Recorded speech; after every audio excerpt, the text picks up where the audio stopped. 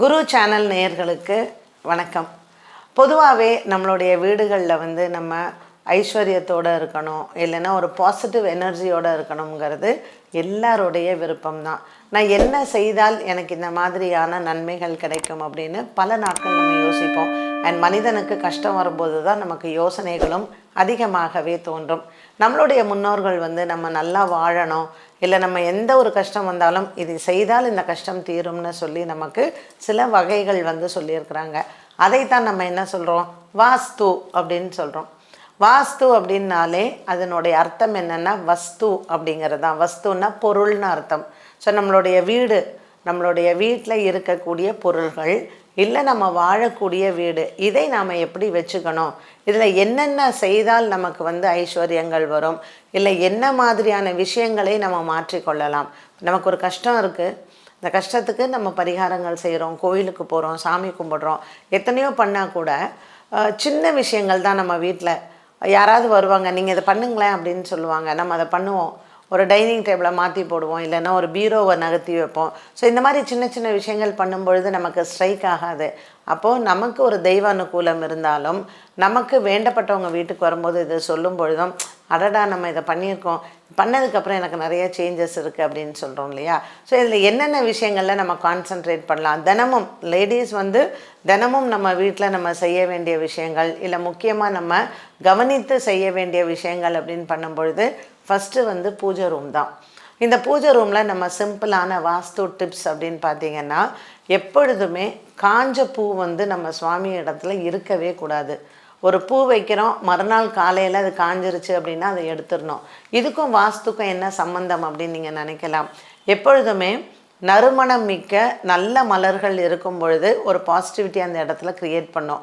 எப்போ அது ரொம்ப ட்ரை ஆகிடுச்சோ, எப்போ அது காஞ்சு போய் உதிர ஆரம்பிச்சிருச்சோ, நமக்கு அந்த பாசிட்டிவ் எனர்ஜி இருக்கிறத அந்த இடத்துல இருந்து போயிடும், இல்லை அங்கே நெகட்டிவ் வருவதற்கான வாய்ப்புகளை அது உருவாக்கி கொடுக்கும். ஸோ பூஜை ரூமில் எப்பொழுதுமே காஞ்ச பூக்களை நம்ம அகர்த்துவது அப்படிங்கிறது முக்கியமான ஒன்று, நம்ம கவனத்தில் பார்த்துக்கணும். ரெண்டாவது என்ன பூஜை ரூமில் நம்ம பார்க்க வேண்டியதுன்னா, விளக்கேற்றுறோம் இல்லையா, அந்த விளக்கேற்றும் பொழுது அந்த விளக்கு பக்கத்தில் எப்பொழுதுமே ஒரு சொம்பு நல்ல தூய நீர் நம்ம எப்பொழுதுமே இருக்கணும். ஏன்னா ஃபயர் அண்ட் வாட்டர் அப்படின்னு சொல்கிறோம். இது சைனீஸ் வாஸ்துப்படி அந்த இடத்துல ரெண்டு எனர்ஜியுமே இருக்கணும். அப்போ அது பேலன்ஸ்டாக இருக்கும் அப்படின்னு சொல்கிறது. ஸோ நீர் இருக்கும் இடத்தில் நெருப்பும் இருக்க வேண்டும், நெருப்பு இருக்கிற இடத்தில் நீர் இருக்க வேண்டும். இது நம்ம விளக்கேற்றும் பொழுது பக்கத்துலேயே ஒரு செம்பு நீர், அந்த செம்பு ஒன்று காப்பராக இருக்கலாம், இல்லைன்னா சில்வராக இருக்கலாம். இந்த ரெண்டு உலோகமும் நமக்கு நிறைய பாசிட்டிவிட்டியை க்ரியேட் பண்ணும். ரெண்டாவது நம்ம பார்க்க வேண்டிய இடம் சமையலறை. பெண்கள் முக்கியமாக சமையல் அறையில், நம்மளுடைய பாட்டி காலத்துலலாம் பார்த்திங்கன்னா இரவு நேரத்தில் அந்த அடுப்படியை நல்லா மெழுகிறது அப்படின்னு சொல்லுவாங்க. நல்லா தண்ணி போட்டு தொடச்சி நல்லா கழுவி விட்டு மேடையை அரிசி மாவில் ஒரு சின்னதாக கோலம் போடுவாங்க. அந்த கோலம் போடும் பொழுது ஒவ்வொருத்தர் ஒவ்வொரு மாதிரி எழுதுவாங்க. ஒரு சிலர் ஸ்ரீ அக்ஷயம்னு எழுதுவாங்க, ஒரு சிலர் ஸ்ரீ ராமஜெயம்னு எழுதுவாங்க, ஒரு சிலர் வெறும் கோலம் போட்டுட்டு அந்த கோலத்துக்கு நடுவில் மஞ்சள் வைப்பாங்க. இப்படி ஒவ்வொருத்தர் அவங்களுடைய முறைகள், அவங்க வீட்டில் ஃபாலோ பண்ணக்கூடிய சம்பிரதாயத்தை ஃபாலோ பண்ணுவாங்க. இது எதற்கு அப்படின்னு பார்த்திங்கன்னா, ஒரு அடுப்படிங்கிறது தான் ஒரு குடும்பத்தில் முக்கியமான இடம் எதுன்னா கிச்சன் தான். ஏன்னா ஐஸ்வர்யம், நம்மளுடைய அன்னபூரணி இருக்கக்கூடிய இடம். நமக்கு வயிறு நிறையா சாப்பாடு கிடச்சி நம்மளும் மற்றவங்களுக்கு கொடுக்குறோம் பார்த்திங்களா. அப்போ நிறைந்த செல்வம் எங்கே இருக்கும், நம்மளுடைய வீட்டில் இருக்கக்கூடிய அந்த ஸ்டோர் ரூம் அப்படின்னு சொல்கிறது தான். ஒரு அரிசியை நம்ம நிரப்பி வைக்கிறதோ, பருப்பை நிரப்பி வைக்கிறதோ, இது எல்லாமே நம்மக்கிட்ட ஐஸ்வர்யம் இருந்தால்தான் அந்த இடத்துல அதுவும் நிரப்பி வைக்கப்படும். அதனால் கிச்சன் ரொம்ப ரொம்ப முக்கியமான ஒன்று. அதனால் அதை நம்ம எவ்வளோக்கு எவ்வளோ சுத்தமாக வச்சுக்கிறோம். அதே மாதிரி லக்ஷ்மி அங்கே வரதற்கான வழியை நாம் தான் செய்யணும். தொடச்சி மெழுகி இந்த கோலம் போடுறதுங்கிறது ஒரு முறை. இதுவும் நம்ம வாஸ்து அப்படின்னே சொல்லலாம். அதே மாதிரி கிச்சனில் நம்ம வைக்கக்கூடிய நீர், ஒரு குடம் தண்ணி அந்த உங்கள் கிச்சன் எங்கே இருக்கோ அதோடைய சவுத் வெஸ்ட் கார்னர்னு சொல்கிறது, அந்த இடத்துல ஒரு சொம்பு நீரை எப்போவுமே வைக்கணும். என்னென்னா நம்மளுடைய முன்னோர்கள் இறந்தவர்கள் நம்ம வீட்டில் பித்ருக்கள் வந்து எப்போவுமே அந்த இடத்துல வந்து வருவாங்களாம். அதுவும் ஒரு சொம்பு நீரை நம்ம வச்சோம்னா அவங்க தாகத்திற்கு நம்ம தண்ணி கொடுத்ததாக ஒரு ஐதீகம். இது பண்டைய முறையில் இருந்தது தான். அதையும் நம்ம ஃபாலோ பண்ணலாம். அடுத்தது நம்ம வீட்டில் வந்து இருக்கக்கூடிய விளக்குமார் வந்து பொதுவாக சொல்லுவாங்க அது மகாலட்சுமி மாதிரி. எப்பொழுதுமே தொடப்பத்தை வந்து அந்த நுனி இருக்குது பார்த்திங்களா, அதை மேல்புறம் தான் வைக்கணும். அதை வந்து நம்ம பெருக்கிற மாதிரியே நம்ம தொடப்பத்தை வைக்கவே கூடாது. வீட்டில் வந்து சாயங்காலம் 6 மணிக்கு மேலே நம்ம பெருக்கக்கூடாது அப்படின்னு சொல்கிறோம். அதே மாதிரி காலையிலையும் எந்திரிச்ச உடனே நம்ம படுக்கை எல்லாத்தையும் எடுத்து வச்சுட்டு வீட்டை பெருக்கி துடைக்கணும் அப்படிங்கிறதும் நம்ம பழைய காலத்தில் சொல்லி கொடுத்தது தான். இதெல்லாம் எதற்கு செய்கிறோம்? சின்ன சின்ன விஷயங்கள் தான். நம்மளுடைய குடும்பத்தில் மகாலட்சுமி என்றைக்கும் வாசம் இருக்கணும். வாசப்படியை கண்டிப்பாக தொடச்சி அதில் அரிசி மாவில் கோலம் போடணும். அந்த அரிசி மாவில் வாசப்படியில் கோலமும் வெளியில் அரிசி மாவில் போடுறதுனாலையும் எறும்புகளும் நம்மளுடைய பறவைகள், குருவி, இந்த மாதிரியான பறவைகள் எல்லாம் அது சாப்பிடும் பொழுது நம்மளுடைய பித்ருக்களினுடைய ஆசீர்வாதம் நமக்கு கிடைக்கும் அப்படிங்கிறது தான்.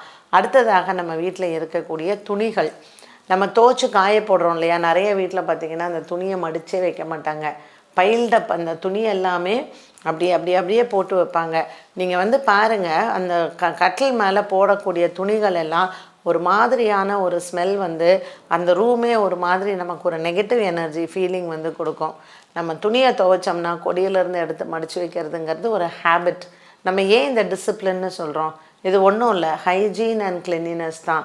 நம்மளுடைய வீட்டில் குப்பை மாதிரி மற்ற விஷயங்களை சேர்த்து வச்சாலே நல்ல பாசிட்டிவ் எனர்ஜி வரக்கூடியதும் இந்த எனர்ஜி வந்து தடுத்துடும்.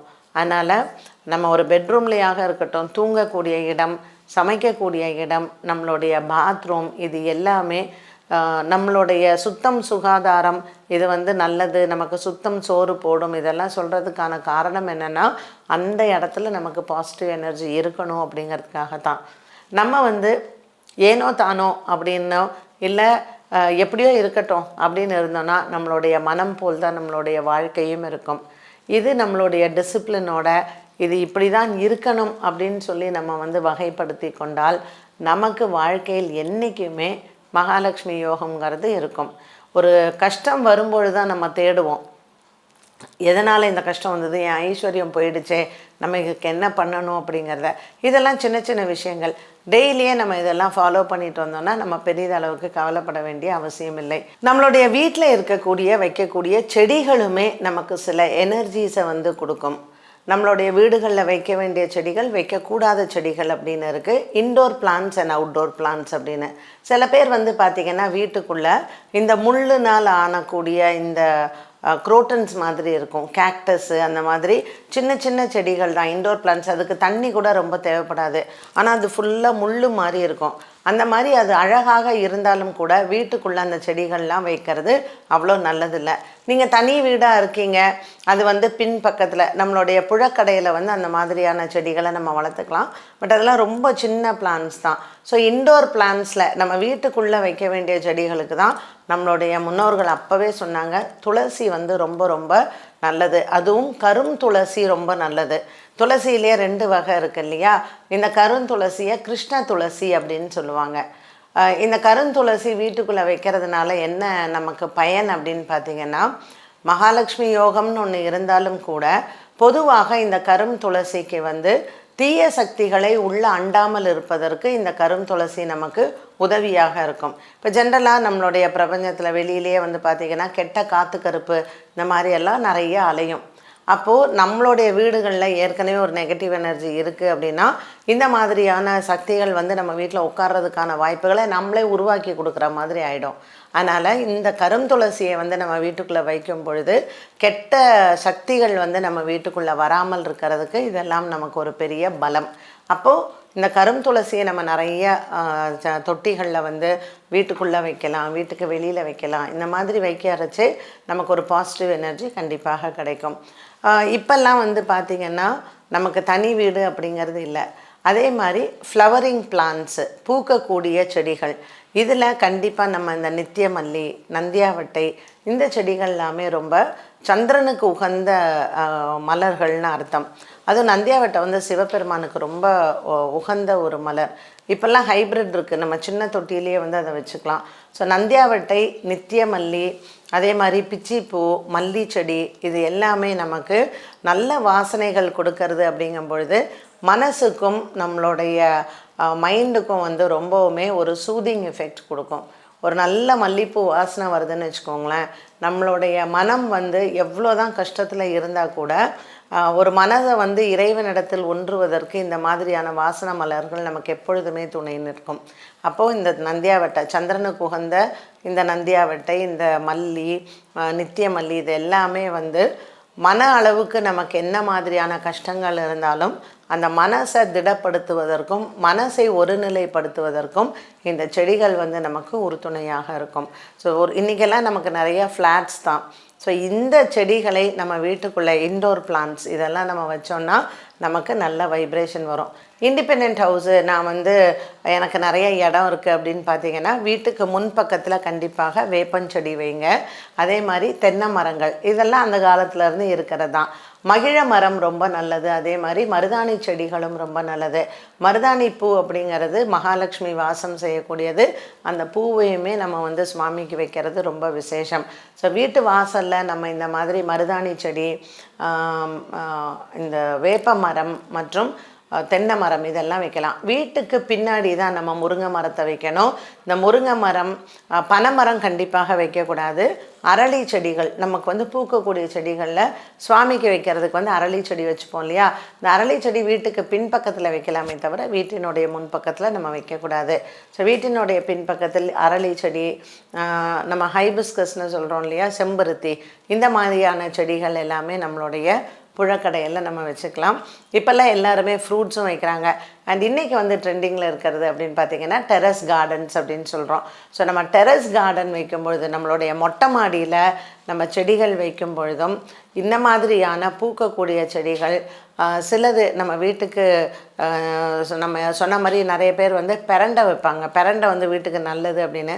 ஸோ பெரண்டை, சுண்டைக்காய், இந்த மாதிரியான செடிகள்லாம் நம்ம தவிர்த்துட்டு கடைகளில் வாங்கி கொள்வது நல்லது. இல்லை வீடு தனி வீடாக இருந்தால் நம்மளுடைய பின்பக்கத்தில் வந்து இந்த செடிகள் எல்லாமே வந்து வைத்து கொள்ளலாம்.